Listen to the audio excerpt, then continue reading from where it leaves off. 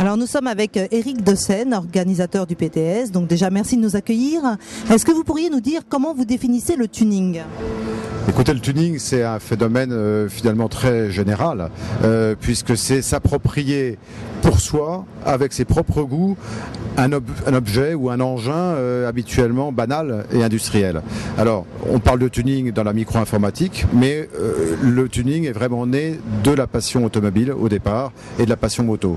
Donc aujourd'hui, le tuning tel qu'on peut le vivre et le partager ici au salon PTS, c'est vraiment que des véhicules qui, issus de la série, ont été adaptés, personnalisés, préparés pour correspondre au goût de son propriétaire. Avec évidemment tous les excès parfois que ça peut engendrer, mais aussi toute la qualité que ça peut représenter aussi, puisqu'on a ici des véhicules bien souvent uniques et qui sont assez spectaculaires à regarder.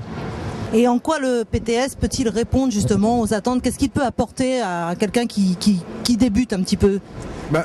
Beaucoup de choses, parce qu'en fait, d'abord, on est exemplaire par la qualité des véhicules qu'on présente, donc ça permet de voir toutes les variations qui peuvent exister, puisqu'on a aussi bien des vieux hot rod américains que de la super technologie affûtée, avec aussi bien la F1 d'Hamilton, la C4 de Loeb, ou donc des véhicules de compétition qui ont toujours été source d'inspiration en termes de style, mais aussi des concept cars présentés par les différents constructeurs ou préparateurs. Donc on a particulièrement cette année voulu accentuer nos efforts sur tout ce qui est animation, partage. Pour la première fois, les visiteurs vont pouvoir prendre le volant de voiture sur deux pistes qu'on a aménagées, une piste d'essai avec Abarth, une piste d'évolution extérieure avec Renault. Vous pouvez passer du conseil, de l'inspiration à l'achat et même la réalisation, si vous voulez. Vraiment, il y a un enthousiasme débordant à l'issue du salon qui fait que vous avez envie de sauter le pas.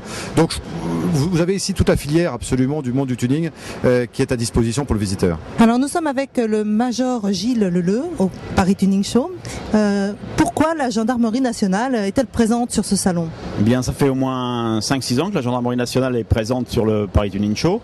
Ça nous permet de rencontrer un public qu'on n'a peut-être pas l'occasion de rencontrer sur d'autres événements, et puis de leur donner quelques informations s'ils le souhaitent, et sur le tuning, et sur ce que fait la gendarmerie en termes de sécurité routière, et éventuellement les carrières, si ça les intéresse, qu'ils peuvent découvrir chez nous. On va faire un petit test, 130 km/h sur autoroute, par temps de pluie.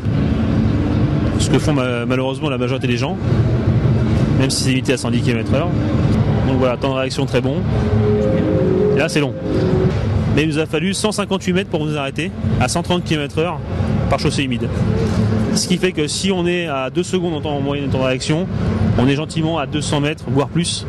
Donc soit l'équivalent de 2 terrains de foot, c'est pour donner une appréciation visuelle. Bonjour Teddy, alors donc c'est vous qui avez préparé le véhicule qui se trouve derrière vous. Est-ce que vous pouvez nous expliquer un petit peu ce dont il s'agit ? C'est un véhicule de 1932 qui est équipé avec un V8 un petit peu plus préparé qu'à l'origine pour les performances. On lui a enlevé les ailes, le pare-brise a été surbaissé, un véhicule quand même plus bas au niveau centre de gravité. C'est un véhicule qui était conçu à l'époque pour faire des courses d'accélération ou des courses de record de vitesse. Et à l'heure d'aujourd'hui, on les réactualise avec des jantes beaucoup plus modernes, avec des pièces, des kits. On va dire que c'est sous forme de kits mécaniques qui sont vendus pour améliorer les performances freinage, motorisation, carrosserie. On a toute une foule d'accessoires qui est existante aux États-Unis, un peu comme chez nous pour le tuning pour nos voitures modernes, mais là on a la même chose qui existe depuis très longtemps pour le milieu hot rod et custom que vous avez sur le stand qui représente aussi toute la scène custom américaine.